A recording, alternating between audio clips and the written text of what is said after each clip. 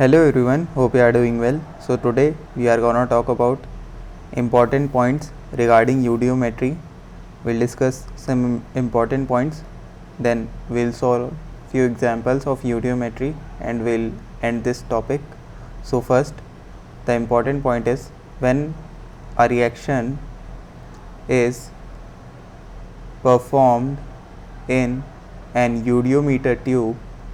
When a reaction is performed in an UDOmeter tube, then volume contraction or volume expansion, volume contraction denoted by Vc or volume expansion denoted by Ve may occur. You know this very well. The second point is if volume contraction occurs,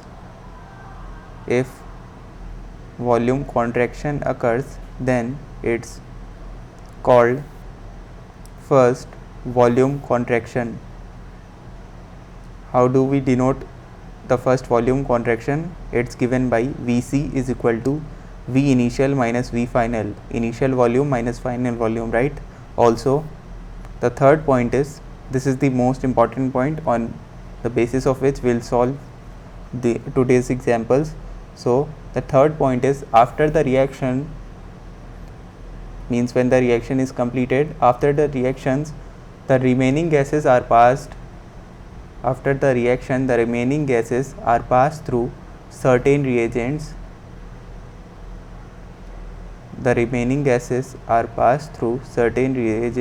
Which absorb specific gases, due to which another volume contraction or another contraction in volume occurs, which is basically second volume contraction. So this is the important point. After the reaction, the remaining gases are passed through certain reagents which absorb specific gases, due to which another contraction in volume occurs. This is called second volume contraction, right? So the important points regarding UDOmetry, the first thing is when a reaction is performed in an UDOmeter tube, then volume contraction or volume expansion may occur. The second point is if volume contraction occurs, it's called first volume contraction, which is denoted by Vc is equal to Vi minus Vf.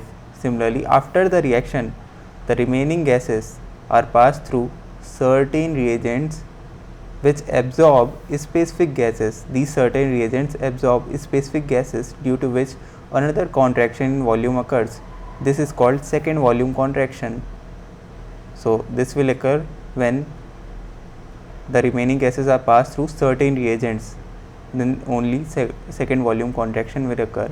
Now moving further, we'll draw a table. This is very important table. On left side we'll write gases and on right side we'll write their absorbing reagents. Basically you have to learn this table so you can easily solve the problems. So we'll write gases. The first gas is CO2, SO2 and Cl2. These are absorbed by aqueous KOH or aqueous NaOH. So CO2, SO2 and Cl2 will be absorbed by aqueous KOH or aqueous NaOH. Second gas, oxygen, will be absorbed by alkaline pyragalol. The structure of alkaline pyragalol looks like this. Here we have OH at first, second and third position in a benzene ring. The third type of gas is ozone. Ozone will be absorbed by turpentine oil. Then D is CO, carbon monoxide. It will be absorbed by ammonical cuprous chloride. CO, carbon monoxide, will be absorbed by ammonical cuprous chloride. E part is NH3 and HCl. So ammonia and hydrochloric acid will be absorbed by water in liquid state, liquid water, and water in gaseous state will be absorbed by, this was water in liquid state, and water in gaseous state will be absorbed by anhydrous copper sulfate, anhydrous CuSO4, and by silica gel. So gases and their absorbing reagents. For CO2, SO2 and Cl2 we have aqueous KOH or aqueous NaOH. For oxygen we have alkaline pyroglol. The structure of alkaline pyroglol very simple. Similarly, for ozone we have turpentine oil. For carbon monoxide, ammonical cuprous chloride. For NH3 and HCl we have liquid water, water in liquid state, and for water in gaseous state we have anhydrous copper sulfate and silica gel. This is anhydrous, means it will remove the water from it, right? Now this is very important, you need to learn this table. Now we'll solve problems. Here 10 ml of CH4 is mixed with 40 ml of O2 and the mixture is ignited. Find out volume contraction after the reaction. After completion of reaction, remaining gases are passed through alkaline pyroglol. Find out second volume contraction. So we'll write the solution here. So CH4 is being mixed with oxygen, it will form CO2 and H2O, right? As per the reaction, we have, first we will balance the reaction, first balancing carbon, then hydrogen, then oxygen, CHO form. So at time t equal to 0 we have 10 milliliters of CH4, 40 milliliters of oxygen. At time is equal to t, when the reaction will be over, the amount of water formed will be 0 because it's in liquid state. First let's find LR, so we can determine how much CO2 will be formed. So for LR, volume divided by the stoichiometric coefficient. Similarly for O2, 40 divided by 2, it will come out to be 20. So it's, the value is lesser for CH4, so it's LR, it will be completely consumed, so 0 ml will be left for CH4. Also 1 mole of CH4 reacts with 2 mole of O2, so 10 milliliters of CH4 will react with how much volume of O2? It will be 2 multiplied by 10, simply using unitary method. So V of O2 is, that has reacted in this reaction, is 20 milliliters. So how much will be left? It will be initial minus reacted, 40 minus 20, it will come out to be 20 milliliters. Similarly, how much CO2 will be formed? So the stoichiometric coefficient of CO2 is 1. So simply by unitary method we can determine the volume of CO2 formed, it will be 10 milliliters. Now the first part of the problem is we have to find the volume contraction. The volume contraction here is Vi minus Vf. Initial volume is 10 plus 40 and the final volume is 20 plus 10, which is 30. So 50 minus 30, it will come out to be 20 milliliters, simply. So we got the answer for first volume contraction. Now we will solve the second part. So first I am erasing this here, so we get some space. So we got the answer for first part is that the first volume contraction is 20 milliliters. Now we will see which reagent is being used after the first volume contraction. So we have that after completion of reaction, the remaining gases are passed through alkaline pyroglol. Find out second volume contraction. So what are the remaining gases in this case? It is oxygen and CO2. You can simply observe it. Oxygen is 20 milliliters and CO2 is 10 milliliters. These are passed through alkaline pyroglol. Alkaline pyroglol, and one of these gas will be left and one will be consumed. So we know O2 gas is absorbed by alkaline pyroglol. So no O2 will be left, only CO2 will be left after the completion of reaction, and the amount of CO2 left will be 10 milliliters. So we can easily determine second volume contraction. Here initial volume is 20 plus 10 milliliters, which is 30 milliliters, and final volume is 10 milliliters. So second volume contraction is equal to Vi minus Vf.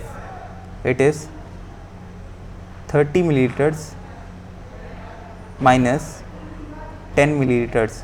It will come out to be 20 milliliters. So simply this will be our answer for second volume contraction. So we got the answer for both the parts. Hope you understand. Now we'll move further for another problem. Here 10 milliliters of gaseous hydrocarbon CXHY was burned in 80 milliliters of oxygen. The remaining gas occupied 70 milliliters of volume. This volume becomes 50 milliliters on treatment with aqueous QH solution. Find out the formula for hydrocarbon. So we have to find out CXHY. What's CXHY? Here it's the formula of hydrocarbon.